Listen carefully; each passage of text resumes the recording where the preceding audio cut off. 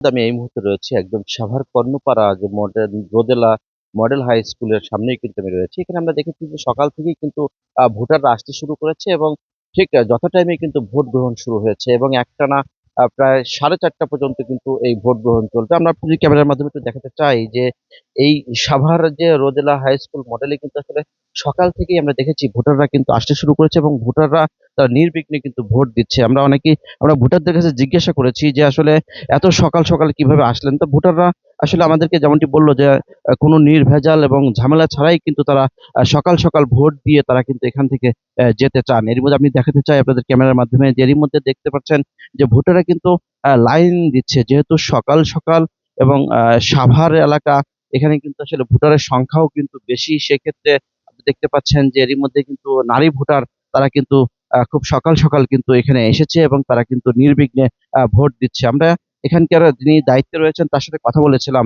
তিনি বলেছেন যে সকালে আসলে সকাল, সকাল টাইম থেকেই কিন্তু ভোট নির্বিঘ্নে দিয়ে যাচ্ছে এবং কোনো সমস্যা হচ্ছে না। এর মধ্যে আমরা দেখেছি যে আইন শৃঙ্খলা রক্ষাকারী বাহিনীর পক্ষ থেকে দেখেছি যে ব্যাপক নিরাপত্তা রয়েছে এখানে এবং প্রত্যেকটা দলেরই কিন্তু আমরা দেখেছি তাদের যে এজেন্ট তারা কিন্তু রয়েছে এবং ভোট কেন্দ্রগুলো কিন্তু খুব স্বচ্ছভাবেই কিন্তু তারা ভোট প্রয়োগ করছে। আপনারা দেখতে পাচ্ছেন যে আ এরই মধ্যে কিন্তু ভোট যে দিচ্ছে সেটি কিন্তু আমরা ক্যামেরার মাধ্যমে আপনাদের দেখাচ্ছি যে যেখানে ভোট কেন্দ্রে কিন্তু ভোটাররাও কিন্তু আসছে এবং নির্বিঘ্নে কিন্তু তারা ভোট দিচ্ছে।